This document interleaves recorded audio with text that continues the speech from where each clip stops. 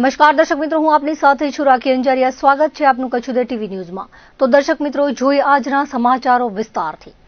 પૂર્વ કચ્છમાં ડ્રગ્સની બદીને ડામવા માટે એસપી સાગર બાગમાર દ્વારા સૂચના આપવામાં આવી હતી, જે અંતર્ગત પોલીસ પેટ્રોલિંગમાં હતી ત્યારે બી ડિવિઝન પોલીસે કાર્ગો આંબેડકર નગર વિસ્તારમાં કરિયાણાના દુકાનમાં ગાંજો વેચતા શખ્સને ઝડપી લીધો હતો, જે બાદ હવે મુન્દ્રા સર્કલની ઝૂંપડપટ્ટીઓમાં ગાંજો પકડાયો છે। મળતી વિગતો મુજબ આદિપુર પોલીસે મુન્દ્રા સર્કલની ઝૂંપડપટ્ટીમાં રહેતા રવિ મુન્ના દેવી પૂજકના ઝૂંપડામાં તપાસ કરી હતી, જેમાં 246.820 ગ્રામ ગાંજો મળી આવ્યો હતો। મોબાઈલ, રોકડ સહિતનો મુદ્દામાલ કબજે કરવામાં આવ્યો હતો। ગાંજા સાથે અટકાયત કરી એનડીપીએસનો ગુનો દાખલ કરવામાં આવ્યો હતો। મહત્વનું એ છે કે ગાંધીધામ સંકુલમાં પરપ્રાંતીય વસ્તી વધી રહી છે। ખાસ કરીને ઓરિસ્સા સહિતના વિસ્તારોમાંથી ટ્રેન મારફતે ગાંજો લાવી છૂટક વેચાણ કરવામાં આવે છે। અવારનવાર આ પ્રમાણે પોલીસ દ્વારા નશીલા પદાર્થ કબજે કરવામાં આવે છે। અબડાસા તાલુકાના વાયોર વિસ્તારમાં પોલીસ પેટ્રોલિંગમાં હતી ત્યારે સ્કોર્પિયો ગાડીને એમ્બ્યુ એક્ટ પ્રમાણે ડિટેન કરી આરટીઓ કચેરી ખાતે દંડ ભરવા માટે મેમો આપવામાં આવ્યો હતો। આ ડિટેન મેમોમાં વધુ દંડ આવે તેમ હોવાથી દંડની મોટી રકમથી બચવા માટે વાયોર પોલીસના ડિટેન મેમોની જગ્યાએ દયાપર પોલીસનો બનાવટી મેમો બનાવ્યો હતો અને તેના પર દયાપર પોલીસ સ્ટેશનમાં સહી સિક્કા કરી આ મેમામાં રાજ્ય સેવકની ખોટી વિગતો ભરી હતી અને ભુજ આરટીઓમાં રજૂ કરવામાં આવતા વાયોર પોલીસ સ્ટેશનમાં ગુનો દાખલ કરવામાં આવ્યો હતો। આ બનાવમાં આરોપી હોથી ચાયનો રાવલ ઉર્ફે રાહુલ મિસ્ત્રી જત ફરાર હતો। તે ભુજથી અજમેર જતો હોવાની બાતમી મળી હતી, જેના આધારે પોલીસે પીપરાળા ચેકપોસ્ટ ખાતે જઈ રાજસ્થાન જતી બસોની તપાસ કરતા એમઆર ટ્રાવેલ્સની બસમાં તે પકડાઈ ગયો હતો। આ બનાવમાં અન્ય કોણ કોણ સંડોવાયેલું છે તે સહિતની દિશામાં વાયોર પોલીસ દ્વારા પૂછપરછ હાથ ધરવામાં આવી છે। ભચાઉ તાલુકાના જૂના કકરવા પાસે ગોડાઉનમાં ભીષણ આગ લાગી હતી। 12 કલાકથી વધુ સમયથી આગ યથાવત રહેતા મોટી નુકસાનીની ભીતિ સેવાઈ છે। ભચાઉ તાલુકાના જૂના કકરવા વિસ્તારમાં આવેલ એક મોટા ગોડાઉનમાં ગાયના ઘાસચારામાં ભીષણ આગ લાગી હતી, જે બાબતે 112 ઇમરજન્સી સેવા મારફતે જાણ થતા ભચાઉ નગરપાલિકા ફાયર ટીમ તાત્કાલિક ઘટના સ્થળે પહોંચી હતી અને પાણીના મારાથી આગ પર કાબુ મેળવવાના પ્રયાસો હાથ ધર્યા હતા, પરંતુ ગોડાઉનમાં ઘાસચારાનું પ્રમાણ વધુ હોવાથી આગે વિકરાળ સ્વરૂપ ધારણ કર્યું હતું, જેથી પરિસ્થિતિની ગંભીરતા જોતા રાપરનગર ફાયર ટીમની મદદ લેવામાં આવી હતી। બંને ટીમો દ્વારા સતત પાણીનો મારો ચલાવવામાં આવ્યો હતો। આગના કારણે ગોડાઉનમાં સંગ્રહિત ઘાસચારાને ભારે નુકસાન થવાની શક્યતા વ્યક્ત કરવામાં આવી રહી છે। ભુજના જ્યુબિલી સર્કલથી કોલેજ રોડ સુધીના માર્ગને 6 માર્ગીય બનાવવાની દિશામાં માર્ગ મકાન વિભાગ દ્વારા હાથ ધરાયેલી કામગીરીની વ્યાપક અસર જોવા મળી છે। તંત્ર દ્વારા હાથ ધરવામાં આવેલી દબાણ હટાવ ઝુંબેશના બીજા દિવસે આ માર્ગ પરના દબાણકારોએ સ્વયંભૂ રીતે પોતાના કાચા પાકા દબાણો ખસેડી લેવાની કામગીરી હાથ ધરી હતી। ગઈકાલે પ્રથમ દિવસે તંત્રે મશીનરીનો ઉપયોગ કરી પેન્થન મોલ અને બજાજ શોરૂમ સુધીના નડતરરૂપ હોર્ડિંગ્સ અને ઓટલાઓ દૂર કર્યા હતા, જેના પગલે આજે અન્ય દબાણકારોએ વિવાદ ટાળવા અને સરકારી મશીનરીથી થતું નુકસાન બચાવવા જાતે જ દબાણો હટાવવાનું મુનાસિબ માન્યું હતું। ભવિષ્યમાં ટ્રાફિકની વધતી સમસ્યાને ઉકેલવા માટે આ માર્ગને 6 માર્ગીય બનાવવાનું આયોજન છે।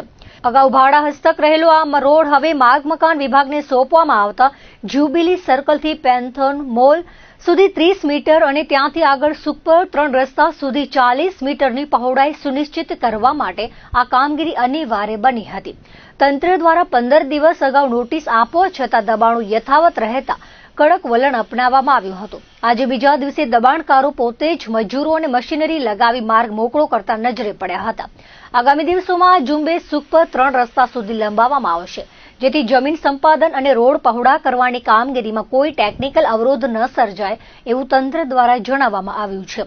તો બીજી તરફ આ દબાણ હટાવ ઝુંબેશ દરમિયાન રાજકીય વર્ગ ધરાવતા દબાણકારોના દબાણને છોડી દેવામાં આવ્યા હોવાનું ગણગણાટ શરૂ થયો છે। પીજીવીસીએલ દ્વારા માર્ચ મહિના અનુસંધાને બાકી વીજ લેણાની વસૂલાત માટે ડ્રાઈવ શરૂ કરવામાં આવી છે, જે અંતર્ગત પૂર્વ કચ્છ વિસ્તારમાં બુધવારે યોજાયેલી ડ્રાઈવમાં ભચાઉ, સામખિયાળી, ગાંધીધામ, આદિપુર, રામબાગ, મેઘપર, અંજારપેટા વિભાગીય કચેરીના વિસ્તારમાં બહારથી આવેલી 42 અને સ્થાનિકની 51 મળી કુલ 93 ટીમો દ્વારા 648 વીજ કનેક્શન ડિસ્કનેક્શન કરવામાં આવ્યા હતા। વીજ જોડાણ કપાત થતા ગ્રાહકોને હાલાકી ભોગવવી પડી હતી। ત્યારબાદ ગ્રાહકોએ કચેરીમાં રહી કેવાયસી માટે જરૂરી આધાર પુરાવા, સિક્યુરિટી ડિપોઝિટ, રીકનેક્શન ચાર્જ ભર્યા બાદ પુનઃ જોડાણ કરાવ્યું હતું। મેગા ડ્રાઈવ દરમિયાન 2,26,00,000 રૂપિયાની આવક થઈ છે. પીજીવીસીએલ દ્વારા જણાવાયું છે કે આ કાર્યવાહી આગામી દિવસોમાં સતત ચાલુ રહેશે. ખેતીવાડી અને રહેણાંક વિસ્તારોમાં પણ વીજ કપાત ઝુંબેશ હાથ ધરવામાં આવશે. ગતરોજ થયેલી કાર્યવાહી કોમર્શિયલ અને ઉદ્યોગોમાં કરવામાં આવી હતી. આગામી દિવસોમાં ભુજ સિટી 1, 2, ભુજ રૂરલ, કુકમા અને ભુજોડી પેટા વિભાગીય કચેરી વિસ્તારમાં ચેકિંગ કરવામાં આવશે. વીજ ગ્રાહકોને ડિસ્કનેક્શનથી બચવા માટે બાકી વીજ લેણા ભરવા જણાવાયું છે. મહત્વનું એ છે કે ભુજ વિસ્તારમાં 89,71,00,000 બાકી છે, જે વસૂલવા માટે ચેકિંગ કરવામાં આવશે. કચ્છના ભચાઉ પંથકમાં ગુરુવારે ફરી એકવાર ધરા ધ્રુજી ઉઠી હતી અને ભૂકંપના આંચકો અનુભવાયો છે. ગુરુવારે બપોરે 1:56 ભચાઉ અને તેની આસપાસના વિસ્તારોમાં ભૂકંપનો આંચકો આવતા લોકોમાં ફફડાટ ફેલાયો હતો. રિક્ટર સ્કેલ પર આ ભૂકંપની તીવ્રતા 3.5 નોંધવામાં આવી છે. ભૂકંપ વિજ્ઞાન કેન્દ્રના જણાવ્યા અનુસાર આ ભૂકંપનું કેન્દ્ર બિંદુ ભચાઉથી માત્ર 11 કિલોમીટર દૂર મેઘપર ગામ પાસે નોંધાયું છે. બપોરના સમયે અચાનક આવેલા આ આંચકાના કારણે લોકો ઘરની બહાર દોડી આવ્યા હતા. જો કે રાહતની વાત એ છે કે આ આંચકાને કારણે હજુ સુધી કોઈ જાનહાનિ કે મોટા નુકસાનના સમાચાર સામે આવ્યા નથી. ભૂકંપ સંભવિત ઝોન 6 માં સમાવિષ્ટ કચ્છના પેટાળમાં અનેક ચક્રીય ફોલ્ટ લાઇન આવેલ છે, જેથી કચ્છમાં નાના મોટા આંચકા સમયાંતરે આવતા રહે છે. ઉત્તર ભારતના પહાડી વિસ્તારોમાં થઈ રહેલી હિમવર્ષાને કારણે સરહદી કચ્છ જિલ્લામાં ઠંડીનો પારો ન્યૂનતમ સ્તરે જળવાઈ રહ્યો છે. સમગ્ર રાજ્યમાં નલિયા 7 ડિગ્રી લઘુત્તમ તાપમાન સાથે આજે પણ સૌથી ઠંડુ મથક રહ્યું છે. ગઈકાલની સરખામણીએ લઘુત્તમ તાપમાનમાં કોઈ મોટો ઘટાડો નોંધાયો નથી. તેમ છતાં ઉત્તરીય પવનોની ગતિમાં થયેલા વધારાને કારણે લોકોએ કાતિલ ઠંડીનો અનુભવ કર્યો હતો. જિલ્લાના તાપમાનના આંકડા પર નજર કરીએ તો ભુજમાં લઘુત્તમ તાપમાન 11.2 ડિગ્રી અને કંડલામાં 14 ડિગ્રી સેલ્સિયસ નોંધાયું છે. વાતાવરણમાં આવેલ આ ફેરફાર વચ્ચે પવનની ગતિ 15 થી 20 કિલોમીટર પ્રતિ કલાકની આસપાસ રહેતા ઠંડીની અસર વર્તાઈ રહી છે. ખાસ કરીને વહેલી સવારે પવનના સુસવાટાને કારણે જનજીવન પર વ્યાપક અસર જોવા મળી છે અને લોકો દિવસ દરમિયાન પણ ગરમ કપડામાં સજ્જ જોવા મળ્યા હતા. હાલમાં ભલે તાપમાનમાં કોઈ મોટો ફેરફાર ન થયો હોય, પરંતુ તેજ પવનોને લીધે વાતાવરણમાં શુષ્કતા અને ઠંડીનું પ્રમાણ જળવાઈ રહ્યું છે. આગામી દિવસોમાં પવનની દિશા અને ગતિમાં ફેરફાર થવાની શક્યતાને આધારે ઠંડીના જોરમાં વધઘટ થઈ શકે છે. દરિયાકાંઠાની સુરક્ષા અને રાષ્ટ્રીય એકતા ઉદ્દેશ્ય સાથે ભારતના 2 છેડા ગુજરાતના લખપત કિલ્લા અને પશ્ચિમ બંગાળના બકખલીથી 2 ખાસ CISF ટીમો એક સાથે રવાના થઈ હતી. સલામત દરિયાકાંઠો સમુદ્ર ભારતના પ્રેરણાદાયી દ્રષ્ટિકોણ સાથે શરૂ થયેલી આ યાત્રા ફક્ત સાયકલ રેલી નથી, પરંતુ દેશના 6,553 કિલોમીટર લાંબા દરિયાકાંઠાની સુરક્ષા માટે સામૂહિક પ્રતિબદ્ધતા છે. 130 સાયકલ યાત્રીઓમાં 65 મહિલા કર્મચારીઓ છે, જે દળની કાર્યકારી શક્તિ અને નિશ્ચય દર્શાવે છે. વંદે માતરમ કોસ્ટલ સાયક્લોથોન 2026 જે એક પ્રમુખ રાષ્ટ્રીય જાહેર આઉટરીચ અને જાગૃતિ પહેલ છે. મેજર ધ્યાનચંદ નેશનલ સ્ટેડિયમ નવી દિલ્હીથી વર્ચ્યુઅલ રીતે લીલી ઝંડી બતાવી યાત્રાને રવાના કરવામાં આવી હતી. આ કાર્યક્રમનું ઉદ્ઘાટન ગૃહ રાજ્યમંત્રી નિત્યાનંદ રાય દ્વારા કરવામાં આવ્યું હતું, જેમણે મુખ્ય અતિથિ તરીકે આ પ્રસંગની શોભા વધારી હતી. લીલી ઝંડી બતાવવાની સાથે જ 25 દિવસીય મેગા રાષ્ટ્રીય આંદોલન ઔપચારિક રીતે શરૂ થયું, કારણ કે 2 CISF સાયકલિંગ ટીમો એકસાથે બખાલી અને લખપતથી રવાના થઈ હતી. લખપત કિલ્લા ખાતેથી અબડાસા ધારાસભ્ય પ્રદ્યુમનસિંહ જાડેજાએ સાયક્લોથોનનું પ્રસ્થાન કરાવ્યું હતું, જેમાં 130 જવાનો જોડાયા હતા. આ સાયકલ યાત્રા 22 ફેબ્રુઆરીના રોજ કોચી ખાતે સમાપ્ત થાય તે પહેલા 9 દરિયાકાંઠાના રાજ્યો અને 2 કેન્દ્રશાસિત પ્રદેશોને આવરી લેતા ભારતના પૂર્વીય અને પશ્ચિમી દરિયાકાંઠા પર આશરે 6,500 કિલોમીટરનું અંતર સામૂહિક રીતે કાપશે. ડાયરેક્ટર જનરલ CISFએ જણાવ્યું હતું કે સાયક્લોથોનનું આયોજન વંદે માતરમના 150 વર્ષની ઉજવણીના ભાગરૂપે કરવામાં આવી રહ્યું છે, જે પ્રતિષ્ઠિત ગીત છે, જેણે ભારતના સ્વાતંત્ર્ય સંગ્રામને પ્રેરણા આપી હતી અને રાષ્ટ્રીય એકતા, બલિદાન અને સામૂહિક સંકલ્પનું પ્રતીક છે. આ ઐતિહાસિક સંદર્ભમાં આ પહેલ રાષ્ટ્રની મહત્વપૂર્ણ દરિયાઈ સરહદોની સુરક્ષામાં નાગરિકોને જોડીને વંદે માતરમની ભાવનાને સમકાલીન કાર્યવાહીમાં પરિવર્તિત કરવાનો પ્રયાસ કરે છે. કાર્યક્રમના ઉદ્દેશ્યો દરિયાકાંઠાના સમુદાયોને ડ્રગ્સ, શસ્ત્રો અને વિસ્ફોટકોની દાણચોરી જેવા જોખમો વિશે સંવેદનશીલ બનાવવા અને સતર્કતાને પ્રોત્સાહિત કરવી, મજબૂત દરિયાકાંઠાના સુરક્ષા નેટવર્ક માટે દરિયાકાંઠાના સમુદાયો અને સુરક્ષા એજન્સીઓ વચ્ચે ભાગીદારી મજબૂત કરવી, સ્વાતંત્ર્ય સેનાનીઓ, શહીદો અને સુરક્ષા કર્મચારીઓ અને તેમના પરિવારોના બલિદાનને સન્માન આપી વંદે માતરમની ભાવના કેળવવી, ભારતની સમૃદ્ધ દરિયાઈ વિરાસત, પરંપરાઓ, ઇતિહાસ અને ભૂગોળની ઉજવણી કરવી, જેમાં દરિયાકાંઠાના સમુદાયો, ખાસ કરીને માછીમારોના અમૂલ્ય યોગદાન પર પ્રકાશ પાડવો, યુવાનો અને દરિયાકાંઠાના સમુદાયોમાં ફિટનેસ, શિસ્ત અને તંદુરસ્ત જીવનશૈલીને પ્રોત્સાહન આપવું, રાષ્ટ્રના તટ પ્રહરી તરીકે દરિયાકાંઠાના સમુદાયો, ખાસ કરીને માછીમારોની નિર્ણાયક ભૂમિકા પર ભાર મૂકવા માંગે છે. મુસાફરી દરમિયાન સાયક્લોથોન પર દરિયાકાંઠાના ગામડાઓમાં રોકાશે, જેને CISF દ્વારા સતત વર્ષભરમાં જોડાણ માટે દત્તક લેવામાં આવશે.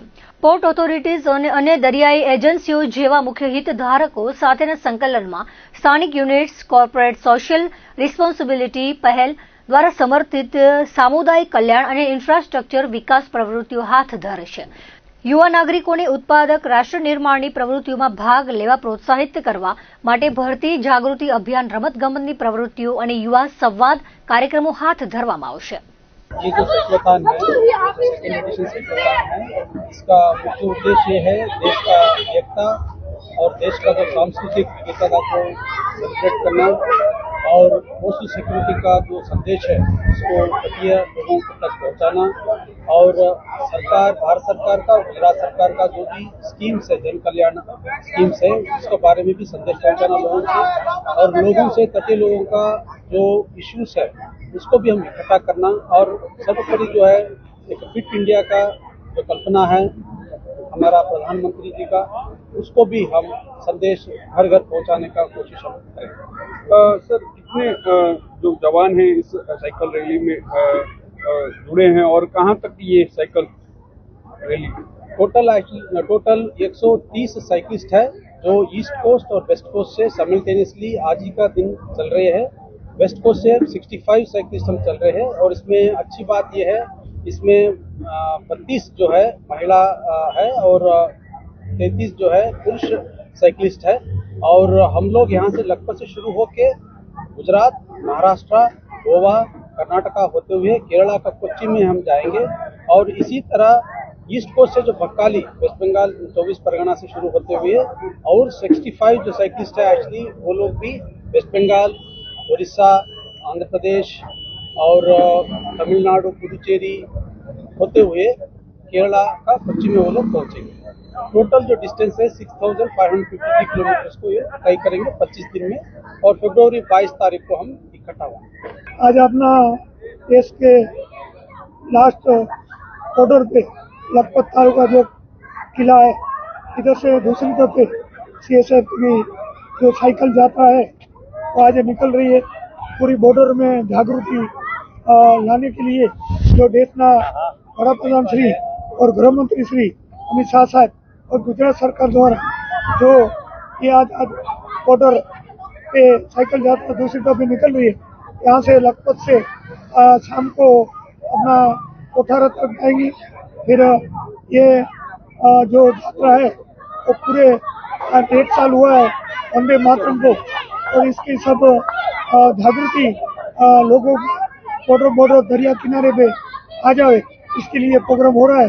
तो इसके लिए पूरे अपना जवानों को मैं धन्यवाद देता हूँ और सरकार श्री के और आजू बाजू गांव के जो सरपंच जो भी इधर हाजिर हुए हैं उसको सबको मैं खूब धन्यवाद देता हूँ.